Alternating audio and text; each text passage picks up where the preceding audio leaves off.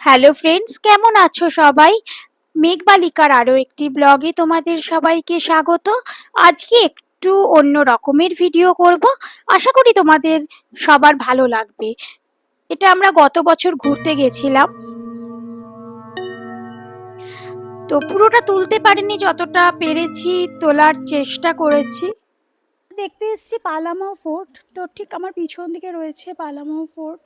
তো এখানে আসলে একটা গা হিম করা একটা ব্যাপার মনে হয়। এখানে এটা চেরো রাজবংশের স্থাপত্য কীর্তি। তো এখানে যতটাই সুন্দর, এবং তার সাথে সাথে কি হয়, এখানে এলে একটা ভয় ভয় ভাব, একটা গা শিরশির ভাব কিন্তু এখানে রয়েছে। বলা হয় মেদিনী রায় নামে এক রাজা ছিলেন।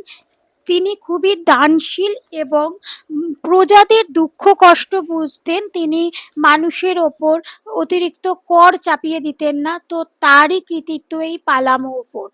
তো এই পালামৌ ফোর্টটা কিন্তু তিনি পুরোপুরিভাবে শেষ করতে পারেননি। এটি ১৬৭৫ থেকে ১৬৮১-র আশপাশ দিয়ে এই দুর্গটা তৈরি করার চেষ্টা করেছিল।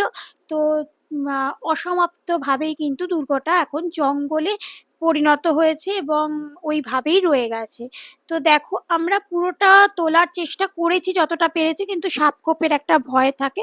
এটা অনেকটা জায়গা জুড়ে ওই কোণের দিকে একটা কুয়োও কিন্তু ছিল, সেই অবধি আমরা যাইনি।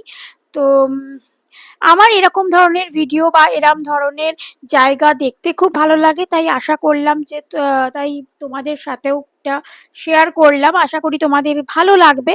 তো এই যে যে স্থাপত্য কীর্তিটা, এই যে একটা চালচিত্রের মতো রয়েছে, বা এই যে সিঁড়িগুলো এখন ভেঙে গেছে, এই সিঁড়িটা দিয়ে আলো দেখা যাচ্ছিল। তো এটা কিন্তু একদম দুর্গের একদম শীর্ষে পৌঁছানো যায়। তো আমরা ওটা ওঠার সাহস করিনি। নিচ থেকেই পুরো ছবিটা আমরা তুলেছি। এবং এই প্রত্যেকটা কাজের মধ্যে যে একটা সুন্দরতা, মানে সেটা দেখলে বোঝা যায়। তো আশা করি তোমাদের ভালো লাগলো। কমেন্ট সেকশনে অবশ্যই জানিও।